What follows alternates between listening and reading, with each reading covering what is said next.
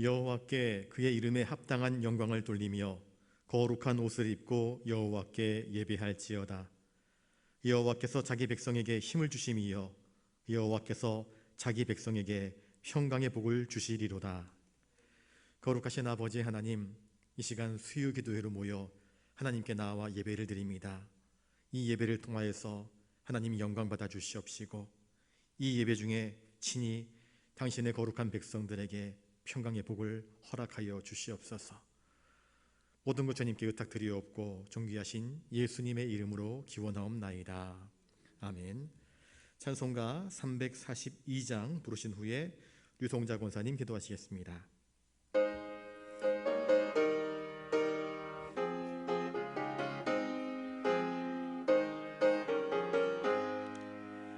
너 시험을 당해 죄 짓지 말고 너 용기를 다해 곧 물리치라. 너 시험을 이겨 새 힘을 얻고 주 예수를 믿어 늘 승리하라. 우리 구주의 힘과 그의 위로를 빌라. 주님 내 편에 서서 항상 도우시리. 내 친구를 삼가 잘 선택하고 너 언행을 삼가 늘 조심하라. 너 열심을 다해 늘 충성하고 온 정성을 다해 주 봉사하라. 우리 구주의 힘과 그의 위로를 빌라. 주님 내 편에 서서 항상 도우시리. 잘 이기는 자는 상 받으리니 너 낙심치 말고 늘 전진하라. 내 구세주 예수 힘 주시리니 주 예수를 믿어 늘 승리하라. 우리 구주의 힘과 그의 위로를 빌라. 주님 내 편에 서서 항상 도우시리.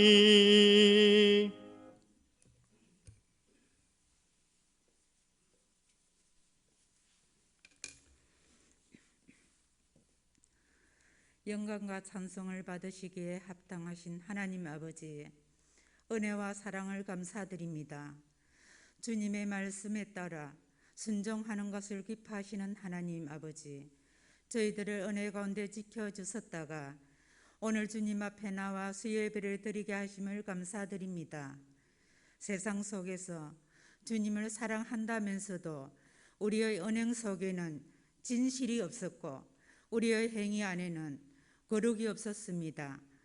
우리의 눈은 세상을 향한 갈망으로 흐려져 있으니 하나님, 이러한 불신앙의 모습들을 주의 보혈로 깨끗이 씻어 주시옵소서. 아직도 계속되고 있는 코로나19로 인해 예배를 비롯한 모든 영역에서 어려운 상황이 지속되고 있습니다. 이러한 어려움들이 하루빨리 종식되어 일상의 모든 삶이 정상으로 돌아갈 수 있도록 은혜 베풀어 주옵소서.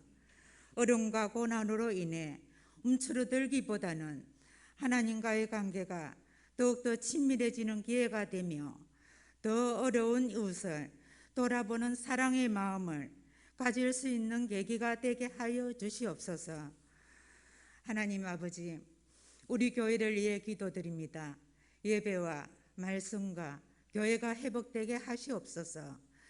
하나님의 특별하신 섭리 가운데 세워진 우리 교회가 진리의 말씀 위에 굳게 서서 하나님께 영광 돌리며 예수 그리스도 안에서 성령의 아름다운 열매를 맺으며 아름다운 교제가 이루어지게 하시옵고 세상 속에서 그리스도의 향기를 바라며 거룩하고 복된 교회가 될 수 있도록 은혜 베풀어 주시옵소서. 참 생명의 하나님, 이 시간 코로나19로 인하여 함께 예배드리지 못하고 영상으로 함께 하시는 모든 분들과 병마로 고통받고 있는 이들에게 치유와 회복의 시간이 되게 하시옵고 평안과 축복의 시간이 되게 하여 주옵소서. 사랑하는 하나님 아버지, 이 시간 말씀을 선포하시는 목사님 늘 강건하게 하시옵고 성령 충만하게 하옵소서. 언제나 우리를 사랑하시고 긍휼히 여기시는 예수님의 이름으로 기도드립니다. 아멘.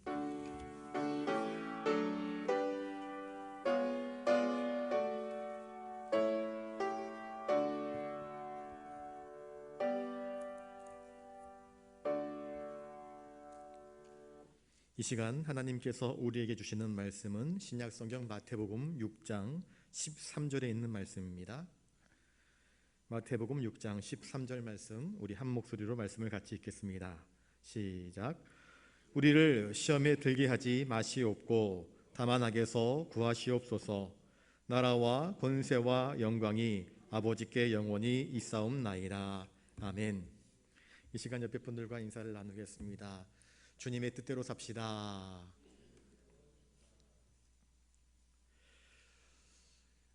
믿음의 사람들은 주님의 뜻대로 살아가는 것이 삶의 원칙입니다. 바라기는 오늘 우리의 삶 속에서 주님의 뜻을 분별하며 영적인 분별력을 가지고 하나님의 뜻대로 살아가는데 몸부림치실 수 있는 거룩한 영성과 또한 믿음이 있는 저와 여러분 되시기를 주님의 이름으로 축복합니다. 오늘로써 하이델베르그 요리문답 맨 마지막 129문까지 다 하게 됩니다. 그러면 이제 그 다음 주부터는 이제 요한복음 강의하고 또 마치게 되면 창세기 강의를 할까 그렇게 생각하고 있습니다. 먼저 하이델베르그 요리문답 127문을 같이 한번 보겠습니다.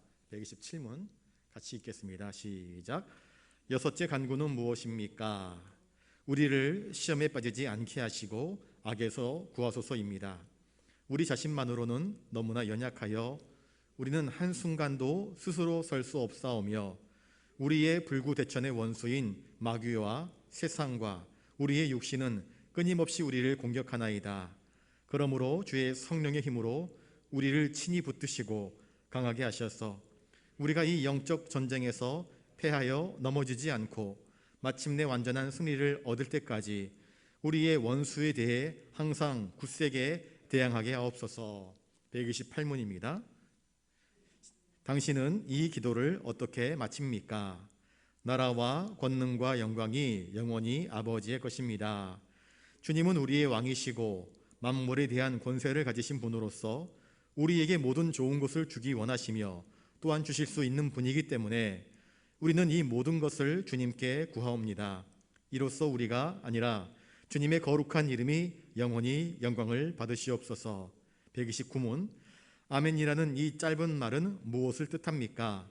아멘은 참되고 확실하다는 뜻입니다. 내가 하나님께 이런 것들을 소원하는 심정보다 더 확실하게 하나님께서는 내 기도를 들으십니다. 우리 믿는 믿음의 사람들과 주님을 믿지 않는 불신자들의 가장 중요한 차이점은 과연 무엇일까요? 믿음이 있는 자와 믿음이 없는 자의 차이점, 이것은 자신이 누군지에 대한 인식이 분명하다 하는 것입니다. 여러분, 우리는 나 자신을 어떻게 여기고 있습니까? 우리 그리스도인들은 나는 결코 주님의 말씀 앞에서 하나님의 시선 앞에서 의로운 자가 아니라는 것을 깨달은 자들입니다. 하나님 앞에 스스로 의롭다 이야기할 수 있는 자는 단 한 사람도 없습니다. 하나님의 율법의 거룩한 잣대 앞에 어느 누가 하나 나는 율법의 흠과 티, 점 하나 어긋나지 아니하고 온전히 100% 순종하였습니다라고 말할 수 있는 사람이 누가 있겠습니까? 우리는 나 자신이 누구보다도 더 잘합니다. 얼마나 얍삽하며 얼마나 이기적이며 얼마나 정욕적이며 얼마나 탐욕적인지를 우리는 압니다. 애써 덮으려고 하고 감추려고 하고 외면하려고 하지만 우리는 틈만 나면 미워하고 시기하고 질투하고 마치 악을 향하여서 달려가는 전차처럼 그렇게 악함에 빠져 있는 자들이 바로 우리들입니다. 그렇기 때문에 주님께서 우리에게 가르쳐 주신 기도의 6번째 간구, 하나님 우리를 시험에 들게 하지 마시옵고 라고 하는 이 기도 제목이 우리에게는 너무나 절실하면서 필요한 기도의 제목입니다. 이 6번째 간구야말로 하나님, 나는 이 악한 세상에서 하나님의 도우심이 없이는 결코 살아갈 수 없는 너무나 무기력하고, 의에 대하여 무기력하고, 하나님의 거룩하신 뜻에 대하여서, 순종에 대하여서 무기력한 자입니다. 그러니 하나님 나를 도와주셔야 합니다. 나는 뼛속까지 악한 자입니다. 죄를 짓지 않으려고 하는 것이 아니라 나는 그저 죄악으로 치닫고 있는 어리석은 인생일 수밖에 없습니다. 나는 나 자신을 신뢰할 수 없습니다. 그러하오니 하나님 나를 붙잡으시고 나를 건져주시고 나를 인도하셔서 악에게 빠지지 않도록 나를 도와주십시오 간구하는 것입니다. 저를 따라서 한번 해볼까요? 우리는 진실로 죄인이로소이다. 여러분, 십자가는, 예수 그리스도의 복음은 우리의 죄를 낱낱이 드러냅니다. 세상 사람들은요, 죄를 이야기하게 되면 기분 나쁘다 이야기합니다. 그런 이야기 하지 말라 이야기합니다. 그런 소리 하지 말라. 왜 감추어도 어떤 나의 아픈 상처들을 끄집어내서 나를 힘들게 하느냐. 죄에 대하여서, 지나간 과거에 대해서 묻지도 말고 따지지도 말라 이야기하면서 개인의 프라이버시와 인격을 모독하고 있다라고 그렇게 이야기를 합니다. 그러나 성경은 우리의 모든 것들을 다 끄집어냅니다. 낱낱이 보여주길 원합니다. 레위기 17장 9절 10절 말씀을 한번 읽어보겠습니다. 보여주십시오. 같이 한번 읽겠습니다. 시작. 만물보다 거짓되고 심히 부패한 것은 마음이라. 누가 능히 이것을 알리요마는 나 여호와는 심장을 살피며 폐부를 시험하고 각각 그의 행위와 그의 행실대로 보응하나니. 우리 하나님은 우리의 모든 것들을 다 아시는데 우리의 심령이 정말 썩고 부패하였다, 그렇게 예레미야는 우리에게 들려주고 있습니다. 우리의 심장, 우리의 피 속에 흐르는 그런 더러운 것들을 하나님은 넉넉히 다 헤아리시고 마침내 그의 행위대로 보응하시는 공의의 하나님이신 것을 성경은 우리에게 이야기해 주고 있습니다. 예레미야 13장 23절 또 보겠습니다. 같이 읽습니다. 시작. 굿수인이 그의 피부를, 표범이 그의 반점을 변하게 할 수 있느냐? 할 수 있을진데 악에 익숙한 너희도 선을 행할 수 있으리라. 표범이 그의 반점을 변하게 할 수 있겠는가? 흑인이 그의 피부를 아무리 씻는다고 깨끗하게 할 수 있겠느냐? 그렇게 못한다. 그렇게 할 수 있다고 한다면 악한 자들도 선을 행할 수 있을 것이다. 우리는 악한 자들이기 때문에 우리 자신에게서는 스스로의 힘으로는 선을 행할 수 있는 능력 자체가 전적으로 없다, 성경은 이야기하고 있습니다. 우리의 본질은 죄에 물들어 있는 자들입니다. 만일 하나님께서 우리를 붙들어 주시지 않는다고 한다면 우리는 세상 사람들과 별반 다를 바 없이 타락하고 더럽고 추하고 냄새나고 부패한 인생일 뿐인 것을 성경은 이야기하고 있습니다. 우리의 본성이 이렇게 악하기 때문에 날마다 하나님의 도우심을 구하면서 이 모든 악에서, 이 모든 죄에서, 이 모든 시험에서 우리를 건져내 달라고 기도할 수밖에 없는 것입니다. 나의 의지로 이 모든 문제를 해결할 수 있다고 한다면 나 스스로 구원받을 수 있죠. 예수님께서 오실 필요가 없지요. 우리는 전적인 무능입니다. 의에 대하여서 전적인 무능, 구원에 대해서 전적으로 아무것도 할 수 없는 연약한 존재라는 사실을 우리는 인정해야 할 것입니다. 그러면서 시험에 대해서 이야기를 합니다. 시험에 들게 하지 마시고, 그렇게 이야기를 하는데 성경에 나오는 이 시험이라는 단어는 두 가지 의미로 사용되고 있습니다. 하나는 긍정적인 의미이고 하나는 부정적인 의미입니다. 우리가 통상적으로 시험을 친다 할 때에 시험은요, 무언가를 통과하기 위해서 테스트를 하는 것입니다. 어느 정도 수준이 되었으면 다음 단계로 갈 수 있다 하는 게 우리가 학생들이 흔히 말하는 시험입니다. 하나님은 자기 백성을 시험하십니다. 야고보서 1장 13절. 그런데 또 야고보서에서는 다르게 이야기를 하고 있습니다. 야고보서 1장 13절 보겠습니다. 시작. 사람이 시험을 받을 때에 내가 하나님께 시험을 받는다 하지 말지니 하나님은 악에게 시험을 받지도 아니하시고 친히 아무도 시험하지 아니하시느니라. 여기 본문에서는 야고보서 1장 13절에서는 하나님은 시험하시는 분이 아니라 말씀을 하고 있습니다. 야고보서 1장 17절 보겠습니다. 1장 17절 시작.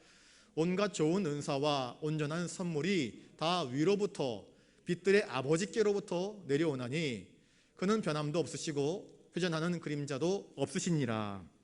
우리 하나님은 시험하시는 분이 아니시라 하늘로부터 우리에게 좋은 은사와 좋은 하늘의 선물들을 주시는 하나님이시라 그렇게 말씀을 하고 있습니다. 자, 성경에서 말하는 시험이란 과연 무엇일까? 하나님은 우리를 시험하지 않는다 야고보서에서 이야기하고 있는데 정말 하나님은 우리를 시험하지 않는가? 하나님은 우리를 시험하십니다. 그런데 하나님께서 우리를 시험하실 때에 그 시험은 우리의 신앙의 진보를 이루기 위한 영적인 테스트로서의 시험입니다. 하나님은 자기 백성을 연단시키기 위해서 그 믿음의 근육이 강건해지고 그 믿음의 뼈가 자라날 수 있도록 이스라엘 백성들을 광야에 보내셔서 연단시키십니다. 그래서 믿음이 견고해질 수 있도록 시험하시는 것입니다. 그것은 우리에게 양약이 됩니다. 그리고 우리에게 은혜가 됩니다. 우리로 더욱 하나님을 바라보게 만들고 예수 그리스도를 의지하게 만듭니다. 우리의 세상적인 욕망은 죽게 하는 것이 바로 하나님께서 우리를 시험하시는 시험의 내용입니다. 그런데 야고보서는 하나님이 친히 아무도 시험하지 않는다 그렇게 말씀을 하고 있습니다. 그런데 이 시험은요, 영어 성경을 보시면 테스트라고 되어 있지 않고 템프테이션, 유혹이라 되어 있습니다. 유혹.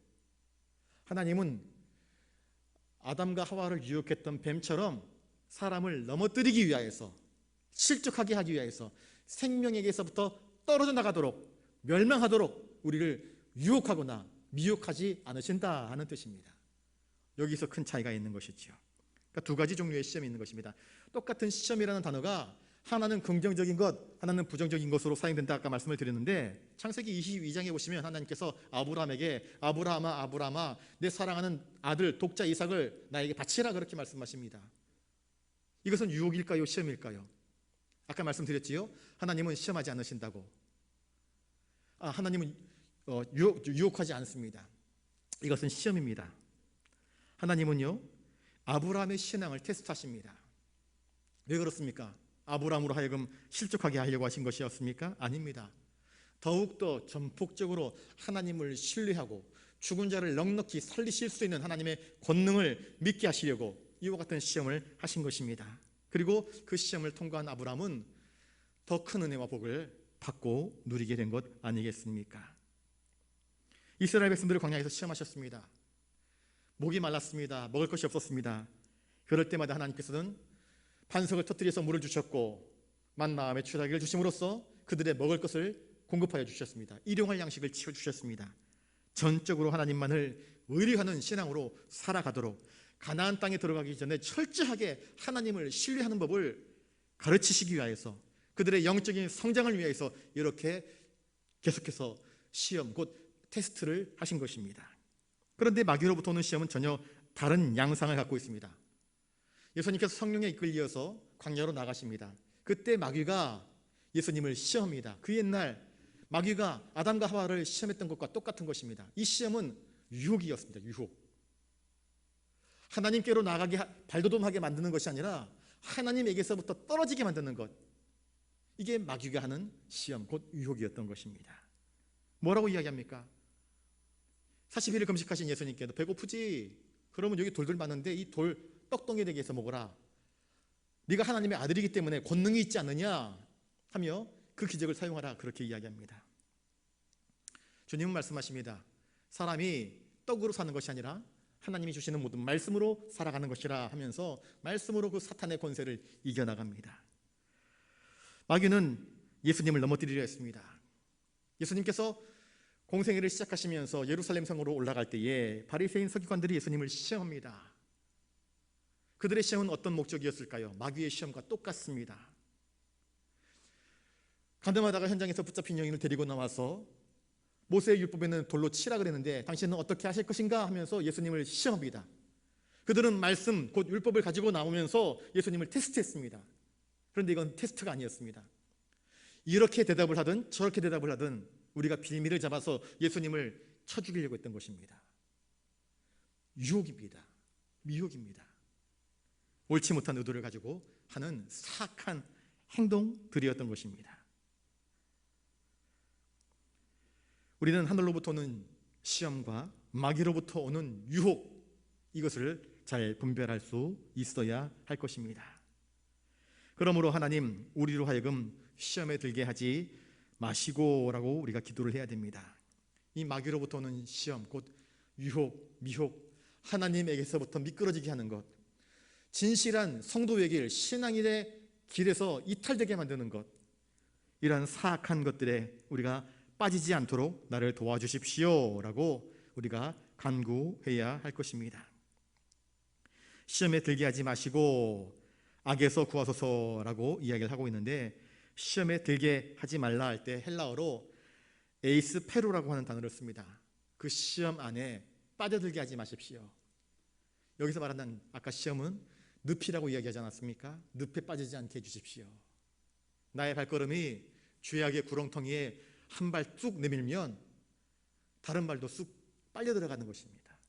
이 악한 것에, 악한 덫에, 악한 것들에 빠지지 않도록 하나님 나를 도와주십시오. 혹시 한 발이 빠져서 허우적거리고 있으면 하나님 속히 그 악한 구렁텅이에서 나를 건져내 주십시오. 그렇게 기도해야 하는 것입니다. 사탄은 곳곳에, 우리들이 신앙의 사람들이 걸어가는 그 길 곳곳에 그럴듯한 유혹들로 우리를 넘어뜨리려고 합니다.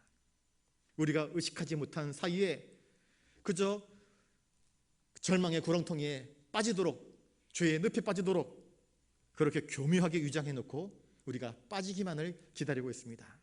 덫을 놓습니다. 그리고 빠지면 쾌자라 그러면서 달려듭니다. 그리고 우리를 하나님에게서부터, 진리의 성도의 길에서부터 이탈되도록 하는 것입니다. 그러니 하나님, 이 악한 세상에서 악한 사탄 마귀의 유혹, 그 죄의 구렁텅이에 빠지지 말게 하나님 나를 도와주십시오. 기도해야 되는 것입니다. 예수님은 믿음의 사람들이 영적인 존재들이 되기를 원하십니다. 거룩한 그리스도인으로 살기를 원하십니다. 이 모든 유혹과 악으로부터 당신의 거룩한 백성이 보호받기를 원하셨습니다. 그래서 그것을 위해서 너희 자신이 하나님께 기도하라, 그렇게 말씀을 해주고 계시는 것입니다. 하나님, 그러면 우리가 이 악한 것에 대하여서 넉넉히 대항하여서 싸워서 이길 수 있게 해달라고 기도하면 좋지, 무기력한 사람처럼 하나님 이 악한 것에서 나를 건져내 주십시오라고 기도를 해야 하는가? 127문을 다시 한번 보여주십시오. 127문입니다. 하이델베르그 교리문답 127문 그 다음 페이지, 그 다음 면, 이거 읽겠습니다. 시작.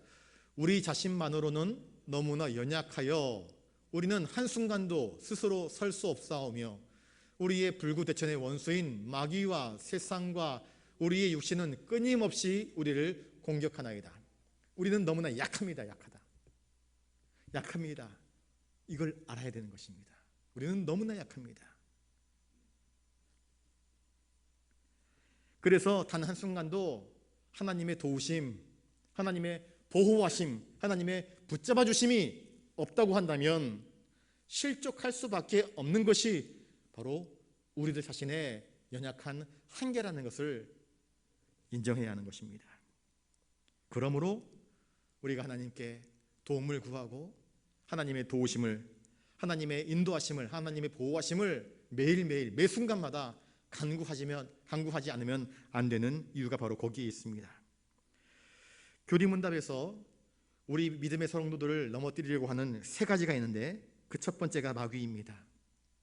베드로전서 5장 8절 말씀을 한번 보여주십시오. 같이 읽습니다. 시작.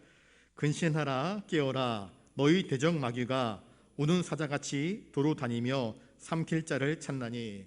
마귀는요, 하나님께서 하나님의 형상대로 지으신 아담과 하와를 유혹합니다. 더 나아가서 하나님이 당신의 독생자 예수 그리스도를 이 땅에 보내셨는데, 공생애를 시작하시기 전에 광야에서 40일 동안 금식하시고 공생애를 이제 막 하려고 할 때에, 그 찰나에 아담과 하와를 유혹했던 것처럼 예수님을 유혹합니다. 왜? 우리를 구원하시려고 하시는 하나님의 구원 계획을 망가뜨리려는 것입니다. 마귀의 특징은요, 너도 죽고 나도 죽자입니다. 함께 망하자입니다. 물귀신 작전입니다. 하나님의 은혜에게서 우리가 떨어져 나가기를 원합니다. 다른 사람이 잘 되는 꼴 보질 못합니다. 그가 은혜 받는 꼴, 그가 구원받는 꼴, 그가 천국 가는 꼴 보지 못합니다. 나만 지옥 가느냐? 너도 지옥 가야지 하는 게 마귀의 심보입니다. 여러분, 마귀는 존재합니다. 그런데 많은 지적인 사람들이 이 영적인 마귀의 존재를 인정하지 않습니다. 그딴 게 어디 있어? 사람들이 지어낸 소설 속의 이야기지 하며 영적인 존재를 인정하려 하지 않습니다. 그런데 예수님이 사탄아 물러가라 말씀하셨습니다. 귀신 들려 벌벌 떠는 사람에게 주님께서 귀신을 내쫓아 주셨습니다. 그러니 사탄, 마귀, 귀신이 분명히 존재합니다. 성경이 그렇게 말을 하고 있기 때문입니다. 여러분, 과학적 지식보다 성경의 지식을 더욱더 가치 있게 여기는 우리가 되어야 하지 않겠습니까? 요한계시록 12장을 한번 보겠습니다. 요한계시록 12장 3절입니다. 보여주십시오. 같이 읽습니다. 시작. 하늘에 또 다른 이적이 보이니 보라, 한 큰 붉은 용이 있어 머리가 7이요 뿔이 10이라. 그 여러 머리에 7 왕관이 있는데 17절, 12장 17절 같이 읽습니다. 용이 여자에게 분노하여 돌아가서 그 여자의 남은 자손 곧 하나님의 계명을 지키며 예수의 증거를 가진 자들과 더불어 싸우려고 바다 모래 위에 서 있더라. 집에 가셔서 요한계시록 12장을 읽어보시면 요한계시록에 나오는 이 한 큰 붉은 용은 사탄 마귀를 뜻합니다. 그런데 이 마귀가 여자가 낳으려고 하는 아기 예수, 이 아기 예수의 탄생을 회방합니다. 아기 예수께서 성육신하여 우리 가운데 오시는 것을 회방 놓으려고 하는데 실패합니다. 실패하니까 이제 예수 그리스도를 믿는 자들, 곧 믿음의 자손들이 더 이상 예수를 믿지 못하게 하려고 영적인 전쟁을 펼치는 내용을 이렇게 은유로 우리에게 들려주고 있습니다. 예수님께서 이미 이 땅에 오심으로써 영적 전쟁에서 사탄 마귀의 머리를 짓밟으셨습니다. 창세기 3장 15절 말씀을 한번 보겠습니다. 3장 15절 보여주십시오. 시작. 내가 너로 여자와 원수가 되게 하고 내 후손도 여자의 후손과 원수가 되게 하리니 여자의 후손은 내 머리를 상하게 할 것이요 너는 그의 발꿈치를 상하게 할 것이니라 하시고, 하나님은 아담과 하와의 불순종, 죄로 말미암은 타락 가운데에서 아담과 하와에 대해서 징계하셨고 이제 곧 뱀에 대해서 징계를 하십니다. 뱀에 대한 저주가 바로 이것입니다. 너는 여자와 원수가 될 것이다. 그리고 내 후손도 여자의 후손과 원수가 될 것이다. 그리고 여자의 후손이 뱀의 머리를 밟을 것이다. 예수께서 이 땅에 오셔서 우리의 죄를 대신하여서 십자가를 지심으로 말미암아 우리를 사망으로 이끌어 가려고 했던 사망 권세가 완전히 깨어져 버리고 말았습니다. 그런데 예수 그리스도의 손목과 발목에 흉터가 남지 않습니까? 십자가에 상흔이 남지 않습니까? 그의 발꿈치를 상하게 할 것이니라 하신 이 말씀이 저 십자가 위에서 고스란히 응하게 된 것 아니겠습니까? 예수님은 이미 저 십자가 위에서 영적 전쟁에서 승리를 선포하셨습니다. 이제 남은 건 무엇인가? 남은 잔존 세력들, 뱀의 머리를 밟아도요, 뱀의 머리가 없어도요 몸뚱아리는 꿈틀꿈틀거립니다. 그 남은 것들을 누가 해결해야 되는가? 그 영적 전쟁에서 예수 그리스도를 믿고 따르는 우리들이, 믿음의 사람들이 그 영적 전쟁을 완성시켜야 하는 책임이 우리 가운데 있는 것입니다. 예수 그리스도의 싸움이 궁극적인 완성이라고 한다면 이제 남은 것은 오늘날 우리들에게 남겨진 저 하늘나라 갈 때까지 꿈틀거리는 뱀의 몸통을 우리의 믿음의 발로 밟으며 한 걸음 한 걸음 영적 전쟁에서 승리를 경험하면서 주님께 나아가는 이 영적 전쟁에 잔존하는 싸움이 있는 것을 우리가 기억하며 그 믿음에서 실패하지 않는 삶을 살아야 하는 것입니다. 우리를 공격하는 두 번째 실상은 무엇인가? 세상이라 그렇게 이야기를 하고 있습니다. 요한 1서 2장 15절 16절 같이 보겠습니다. 시작. 이 세상이나 세상에 있는 것들을 사랑하지 말라.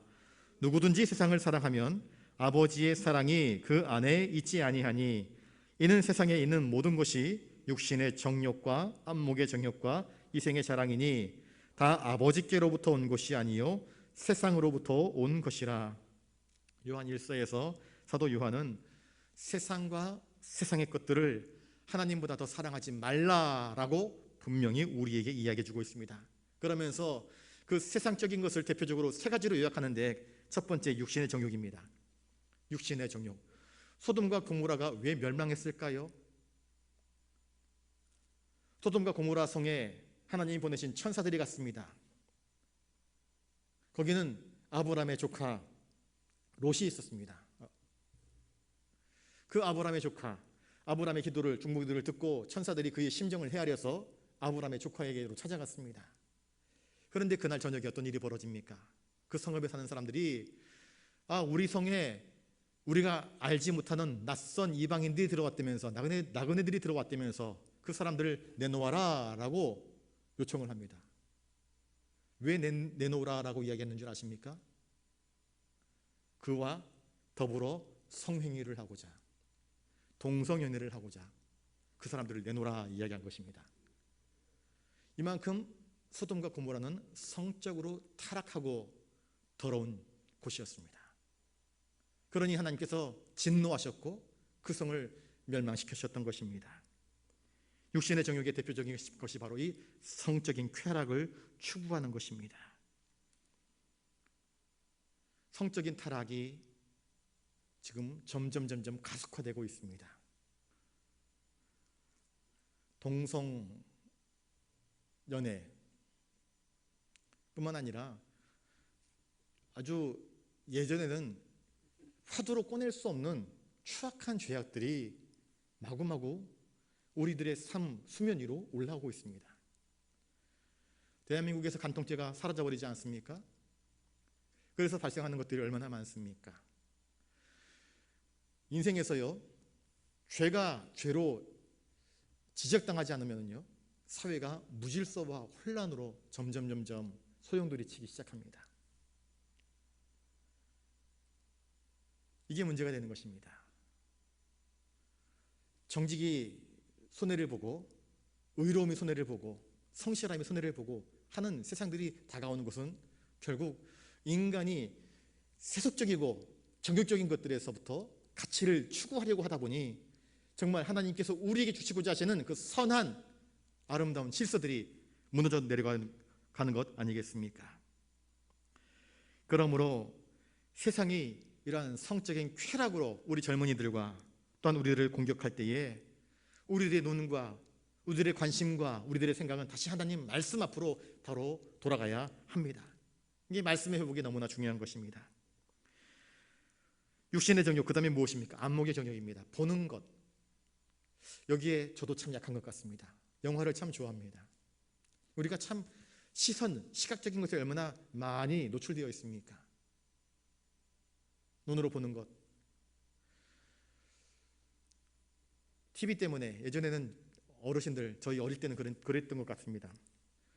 우리나라 선수가 TV에서 권투를 한다 그러면은요, 수요 기도에 가야 되는데 또 주말에 권투를 한다 그러면 또 주일날 예배를 드려 오후 저녁 예배 때 가야 되는데 권투한다, 한일전 한다 그러면 안 갑니다. 남자들 교회로. 한일전이 있기 때문에, 권투가 있기 때문에 아리랑 누가 포몬이랑 권투를 하는데 그거 봐야지 어디 교회를 가는가. 중세시대 때에, 아니 초기 기독교 때에 로마의 황제가 원년극장을 만들어 놓고 사람과 사자가 싸우게 만들었습니다. 끌려온 노예들, 일주일 동안 굶주리게 만드는 사자들을 풀어놓고는 사자들이 사람들을 뜯어먹는 것을 바라보면서 사람들이 환호성을 질렀습니다. 피 튀기는 그 난전을 보면서 사람들이 좋아라 합니다. 그리고 노예로 사온 사람들하고 또 노예에서 자유인이 되기 위해서 검투사들이 칼부림을 합니다. 창을 던지고 각종 무기를 개발하여서 서로 치고받고 싸웁니다. 혈육이 난자하게 흐릅니다. 그러면 백성들이 보면서 와 고함을 지릅니다. 네로 황제가 손가락으로 올리면 살려주고 내리면 죽여버립니다. 그가 죄를 짓기 때문에 죽이는 것이 아닙니다. 사람이 사람을 죽이는 것이 유흥거리가 되어버렸습니다. 그리고 그것을 바라보면서 사람들이 쾌락에 빠집니다. 오늘날 그런 것들이 얼마나 많습니까? 피를 흘리기를 좋아하는 것들, 자극적인 스포츠. 오늘 혹시 나는 하나님보다 TV를 보는 것을 더 소중하게 여기고 있지 않습니까? 드라마 혹은 스포츠 관람에 노예로 살아가고 있지는 않은가? 하나님보다 더 많이 사랑하는 것, 세상적인 것들, 그것을 내려놓지 못하면 나는 세상에 지고 있는 자들입니다. 하나님을 사랑함을 잃어버리는 것입니다. 오늘날 점점 더 많은 자극적인 유혹들이 우리들 주변에 펼쳐져 있습니다. 지뢰밭처럼 펼쳐져 있습니다.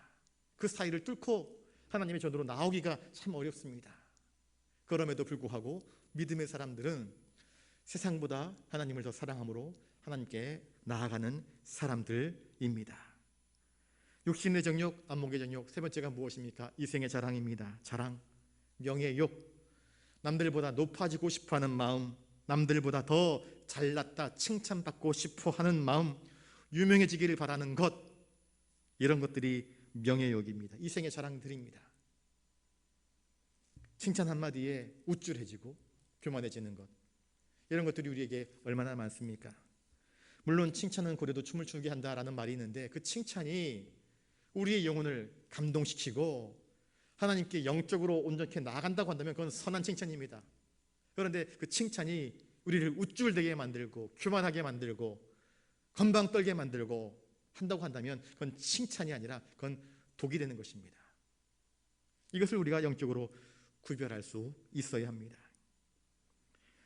우리가 육신의 정욕, 안목의 정욕, 또 이생의 자랑, 즉 세상의 것들을 추구하면서 얼마든지 하나님을 섬기며 예배할 수 있다 말할 수 있고 그렇게 생각하는 사람들이 혹 있을지 모르겠습니다. 그런데 성경은 분명히 이야기합니다.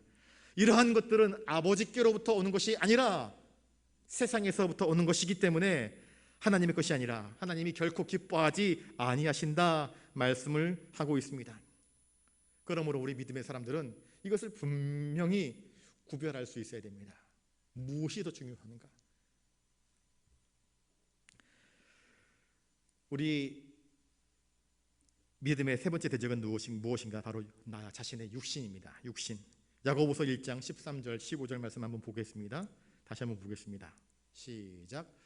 사람이 시험을 받을 때에 내가 하나님께 시험을 받는다 하지 말지니 하나님은 악에게 시험을 받지도 아니하시고 친히 아무도 시험하지 아니하시느니라. 오직 각 사람이 시험을 받는 것은 자기 욕심에 끌려 미혹됨이니 욕심이 잉태한즉 죄를 낳고 죄가 장성한즉 사망을 낳느니라. 사람이 시험을 받는 것, 아까 이야기했죠. 부정적인 것은 시험이 아니라 시험 옆에다가 괄호 열고 유혹이라고. 사람이 유혹을 받는 것은 무엇 때문인가? 자기 안에 그런 욕망이 있기 때문에 그렇다. 왜 우리가 사기꾼한테 당하는가?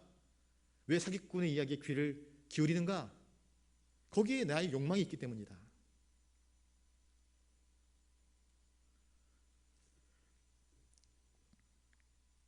우리 인생의 문제는 무엇인가? 결국 자기 욕망의 문제입니다. 그 욕망이란 무엇인가?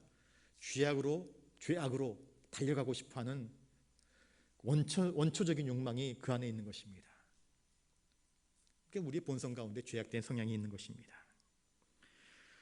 사도 바울의 고민을 한번 들어볼까요? 로마서 7장 22절부터 23절입니다. 사도 바울의 고민입니다. 같이 한번 읽겠습니다. 시작.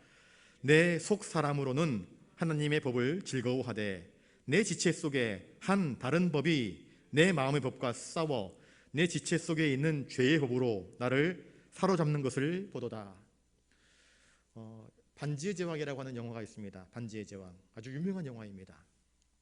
거기에 특정한 인물이 나오는데 골룸이라고 하는 인물이 나옵니다. 반지를 얻게 되면 절대적인 힘을 소유할 수 있을 것 같아서 그 반지를 소유하려고 했던 사람입니다. 그런데 그 반지의 정신이 뺏겨버리니까 인생이 피폐해지고 말라 비틀어지고 점점 인격이 상실되어 버립니다. 그 반지를 얻게 되었습니다. 그 내면의 갈등을 표현합니다. 이 반지를 내가 차지해야지 하는 것하고, 아니 이 반지는 내 것이 아니야, 주인에게 돌려줘야지. 내면에서 각각 다른 목소리로, 같은 존재인데 각각 다른 목소리로 이건 내 거야 하는 것하고, 아니 이건 내 것이 아니야. 이 두 갈등이 보여집니다. 사도 바울의 마음을 고스란히 우리에게 들려주고 있습니다. 우리도 그렇지 않습니까? 내가 이렇게 하면, 세상적으로 하게 되면 내게 이득이 되고 내게 금방 현실적인 보답이 있으니까 이렇게 해볼까 하는 생각이 듭니다. 그런데 양심적으로 또는 신앙적으로, 성경적으로 하나님이 그것을 기뻐하실까? 그렇게 하면 안 되는데 하는 내 마음에 하나님의 말씀의 법과 성령의 법과 또한 또 다른 한 법, 죄를 짓게 하는 이 죄의 법이 나를 쥐어 흔듭니다. 이 두 가지 갈등 속에서 나는 어떻게 해야 하는가 하는 모습을 사도 바울이 우리에게 보여주고 있습니다. 우리들 모두는 이와 같은 어려움들을 매일매일 경험합니다. 마음속으로는 하나님의 법, 하나님의 뜻을 따르고 싶어 하지만 내 속에서부터 울컥울컥 치밀어 오르면서, 그렇게 하면 너에게 이익이 되는 게 뭔데? 너는 왜 다른 사람처럼 살아가지 못해? 네가 왜 손해를 봐야 돼? 네가 왜 또 오늘도 머리를 숙여야 돼? 너는 왜 맨날 당하니? 하면서 우리를 바보 취급하면서, 그렇게 살지 마, 하나님의 법대로 살면 너만 손해야 하며 우리를 다른 쪽으로 끌고 가려고 하는 그 악한 것이 우리 안에 있습니다. 결론을 내립니다. 우리는 이 악한 내 마음속에 있는 또 다른 한 법의 유혹을 내 힘으로는, 내 의지로는 결코 이길 수 없습니다. 알코올 중독자요, 스스로의 힘으로 절대로 그거 못 이깁니다. 그래서 도움이 필요한 것입니다. 주님은 그래서 우리에게 도움을 주시기를 원하시는 것입니다. 힘들지, 어렵지, 네가 약한 것 이제 알겠지, 그러니 어떻게 하라는 것입니까? 너 하나님께 기도해. 너 혼자만의 힘으로는 이 영적인 싸움을 이길 수 없으니 예수의 이름을 힘입어 아버지께 기도해라, 그렇게 말씀하고 있습니다. 우리 그리스도인들을 사탄 마귀는 끊임없이 공격할 것입니다. 믿음으로 살아보려고 하면 할수록 더 많이 공격합니다. 그럴 때 우리가 이길 수 있는 방법은 무엇입니까? 내가 말이야 얼마나 이 영적인 싸움에서 승리했던 사람인데 하면 지는 것입니다. 그렇게 하는 것이 아니라, 내 자신을 믿는 것이 아니라 이러한 영적인 전투에서 하나님만을 전적으로 의지하는 것, 이것이 바로 기도로 표현되는 것입니다. 말씀의 회복이 필요합니다. 기도의 회복이 필요합니다.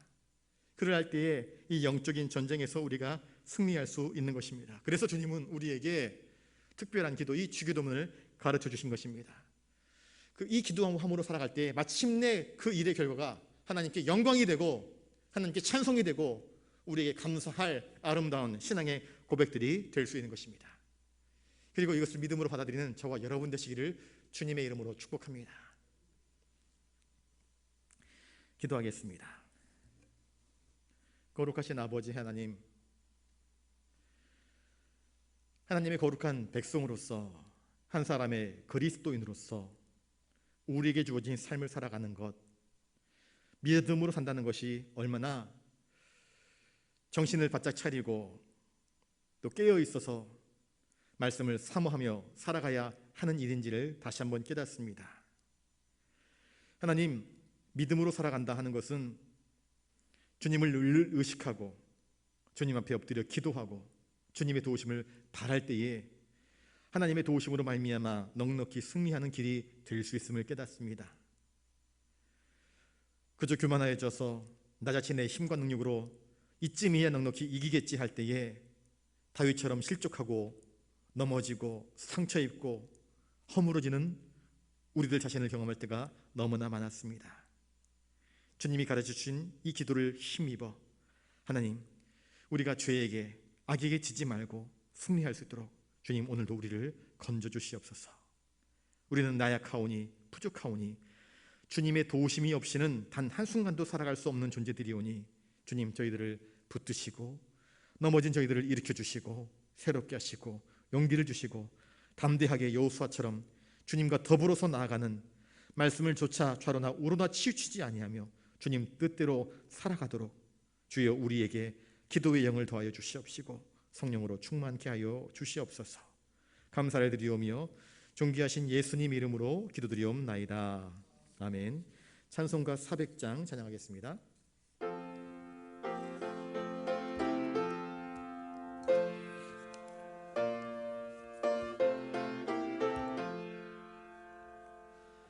험한 시험물 속에서 나를 건져주시고 노한 풍랑 지나도록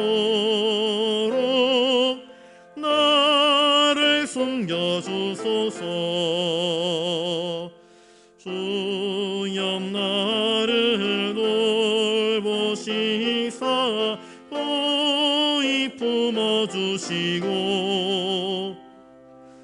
험한 풍파 지나도록 나를 숨겨주소서. 권세 능력 무한하사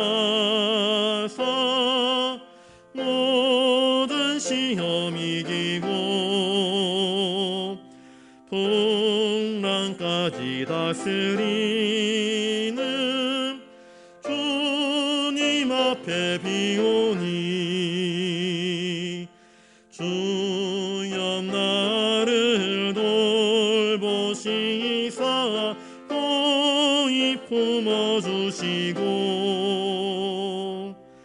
험한 풍파 지나도록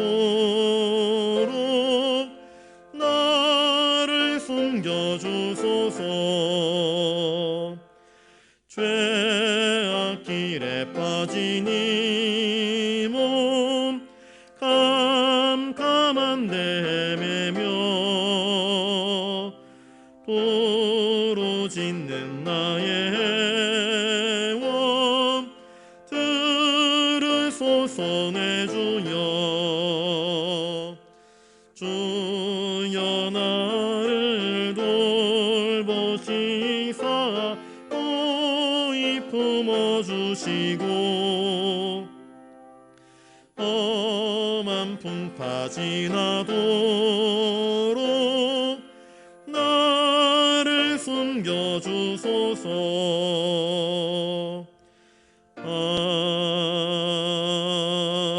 아멘.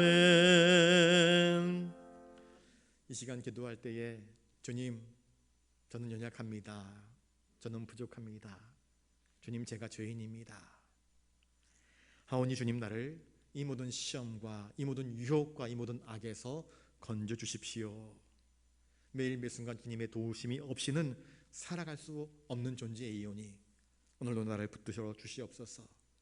나의 가정을, 나의 자녀를, 나의 건강을, 나의 재물을 주님께 맡깁니다.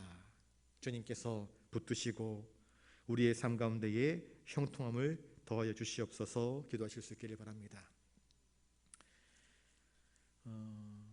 제가 몇 번 그 유튜브로 탈북자들 이야기를 많이 본다 그렇게 이야기를 했는데요. 1990년 후대에 북한에서 고난의 행군이 시작되었습니다. 그때 죽은 사람이 200만, 300만이 죽었습니다. 근데 최근에 지금 북한이 코로나 때문에 모든 국경들이 다 닫혀가지고 중국에서 물건이 들어오지 못하고 서방에서 물건이 들어가지 못하니까 지금 북한이 아비규환입니다. 먹을 게 없습니다. 공장이 돌아가지는 않습니다. 탈북자들이 거기 현지에 자기 형제들이 살고 있으니까 휴대폰으로 다 통화하면서 들려오는 이야기들입니다. 또 다른 고난의 행군이 시작되었다고 합니다. 꽃꽂이들이 길거리에서 아사하고 있습니다. 전날 같이 잠을 잤는데 아침에 일어나서 괜찮이 건드려보면 픽 쓰러집니다. 하룻밤 사이에 죽은 겁니다. 탈북자들의 이야기입니다. 우리나라가 적십사 자살을 통하여서 정주영 씨가 소떼 몰고 가서 다 갖다 주면 서민들에게 돌아가는 것 아무것도 없습니다. 평양 내에서도 제일 먼저 들어가는 건 공산당원들, 그 다음에 군부대로 다 가지 일반 사람들에게 돌아오는 것 하나도 없다고 이야기합니다. 물자를 줘서 그들의 경제적인 문제를 해결할 수 있다? 아니 됩니다. 그렇게 이야기하고 있습니다. 그럼에도 불구하고 지금 북한에 우리 같은 민족 아니겠습니까? 죽어가는 사람들이 지금도 얼마나 많이 있는지 모릅니다. 탈북해가지고 저 중국으로 혹은 몽골로 떠돌아다니는 사람들이 많습니다. 잡히면은요 본국으로 송환되면 다 죽습니다. 죽거나 아니면 반병신됩니다. 평생 나오지 못합니다. 송환되면. 이런 것들을 바라보면서 참 안타까운, 북한에 삐라 던지는 것도 못하게 만들고 정부에서 이런 것들을 보면서 참 너무나 속상하고 안타까운 일들이 많습니다. 여러분, 저 북한 동포들을 위해서 기도해 주시기 바랍니다. 통일되는 것밖에 저 북한 동포들을 살릴 수 있는 다른 길은 없는 것 같습니다. 얼마나 또 많이 죽어나갈지 아무도 알지 못합니다. 다 통제가 되기 때문에 얼마나 철저하게 세뇌당했는지 여러분, 우리가 그들을 위해서 기도하지 않으면 안 됩니다. 저 북한 동포들을 위해서 기도해 주셨으면 좋겠습니다. 선교의 현장이 너무나 어렵습니다. 특별히 제3세계 못 사는 나라는요, 락다운, 곧 봉쇄 조치가 있어서 저녁 몇 시부터 몇 시까지는 아예 통금, 일주일에 식료품을 사러 나가는 그 시간, 그리고 또 출입 증이 없으면 이제 문제가 발생을 할 수 있습니다. 그래서 선교의 현장에서 예배를 모인다, 이게 힘든 것입니다. 예배를 드릴 수 없는 상황입니다. 너무나 어려운 상황이라고 계속해서 소리들이 들려옵니다. 위에서 우리가 기도해 줘야 되겠습니다. 한국교회를 위해서도 기도해 주시고요. 여러분들 오늘 이 자리에서 좌우를 보시면 아시겠지만 우리가 지켜야 할 예배의 자리가 너무나 많이 허물어지고 있습니다. 이 코로나가 언제까지 갈지 아무도 예측할 수 없습니다. 약들이 계속 개발된다고 하지만 당장 우리에게 그것이 언제 떨어질지 아무도 알지 못하는 상황 가운데 있습니다. 그런 여러분들 위해서 기도해 주시기 바랍니다. 우리 교회를 위해서, 또 아프신 분들을 위해서, 교회 학교를 위해서, 또 봉사자들을 위해서 이 저녁에 여러분들 가지고 나오신 기도 제목을 놓고 우리 시간에 한 3, 4분 같이 기도하도록 하겠습니다. 기도하겠습니다. 거룩하신 아버지 하나님, 우리의 삶의 현장을 가만히 되돌아볼 때에 주님의 도우심이 없이는 단 한순간도 살아갈 수 없는 연약한 인생인 것을 깨닫습니다. 저 산에 있는 초목들, 저 들판에 있는 많은 식물들, 저 바다와 산천에 있는 물고기들, 많은 곤충들, 이 모든 것들을 먹이시고 입히시고 돌보시는 이가 전능하신 하나님이신 것을 다시 한번 깨닫습니다. 인간의 작은 수고, 작은 노력으로 세상을 더욱더 아름답게 만들어가는 것이 아니라 세상을 오염시키며 세상을 허물어뜨리는 무질서한 삶을 살아가는 인간들의 완악함을 다시 한번 깨닫습니다. 하나님 도와주시옵소서. 우리를 이 모든 무지와 죄와 악에서 건져내 주시옵소서. 하나님 없이 살아보려고 했던 인간들의 헛된 욕망들, 헛된 고집들 꺾어지게 하여 주시옵소서. 먼저 우리 안에 하나님을 잊어버린 연약함을 주님 불쌍히 여겨 주시옵소서.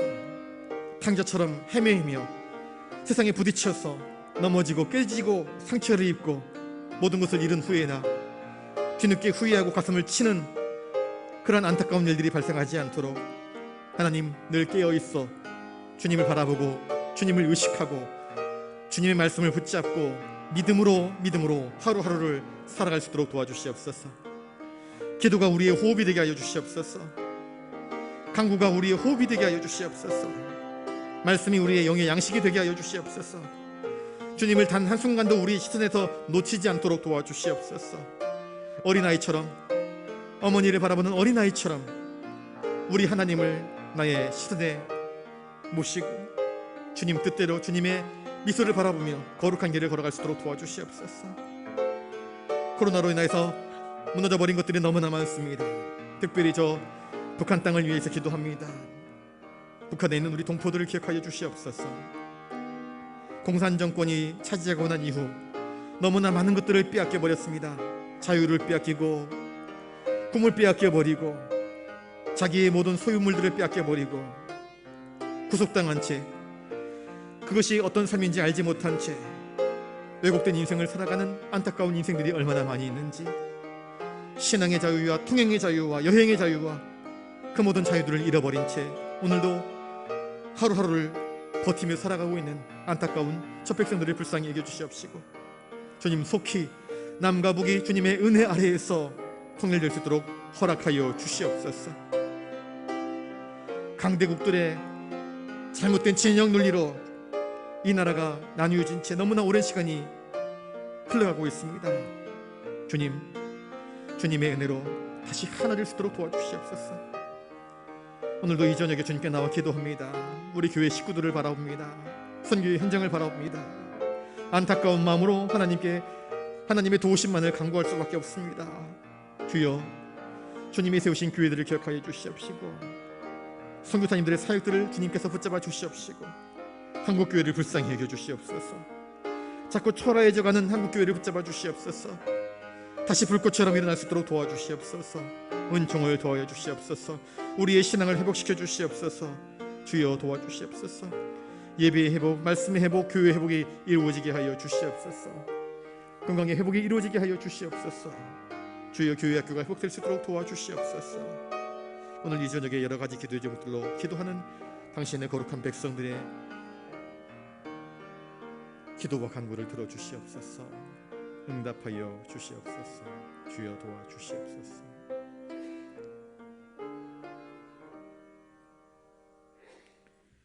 거룩하신 주님, 우리는 너무나 연약합니다. 잘난 체 하며 살았지만 주님의 거룩하심 앞에서 우리가 얼마나 무기력하고 연약한 존재인지를 다시 한번 깨닫습니다. 하나님의 창조, 전지, 전능, 무한, 영원하심에 비한다고 한다면 저 태양 앞에 반딧불이처럼 초라하고 보잘것없는 우리들인 것을 다시 한번 깨닫사오니 주여, 연약한 저희들을 도와주시옵소서. 우리 교회에 예배의 회복이 이루어지게 하여 주시옵시고, 말씀의 회복이 이루어지게 하여 주시옵시고, 그리하여서 교회의 회복이 이루어지게 하시고 신앙의 회복이 이루어지게 하여 주시옵소서. 나라의 회복이, 경제의 회복이 이 코로나로 인하여서 고통당하는 이 건강의 회복이 이루어지게 하여 주시옵시고, 세상의 회복이 이루어지게 하여 주시옵소서. 특별히 저 이북 땅에서 고통당하는 북한 동포에게 주님, 신앙의 회복, 건강의 회복, 여행의 회복, 나라의 회복이 이루어지게 하여 주시옵소서. 오늘 이 저녁에 여러 가지 제목들을 가지고 하나님께 기도하였습니다. 마음속에 간구한 것들을 하나님께 아뢰었습니다. 주님 들으시고 만져주시옵소서. 새롭게 하여 주시옵소서. 고쳐주시옵소서. 위로하여 주시옵소서. 주님의 성령의 능력으로 저희들을 어루만지시사 온전케 하여 주시옵소서. 주님만 의지합니다. 우리의 반석, 우리의 피난처, 우리의 구원이 되어 주시옵소서. 감사를 드리오며 존귀하신 예수님 이름으로 기도드리옵나이다. 아멘.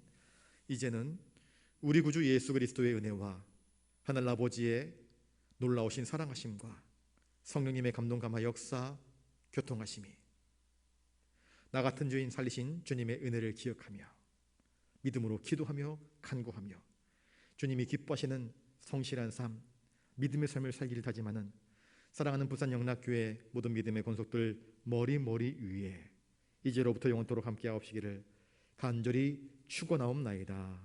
아멘.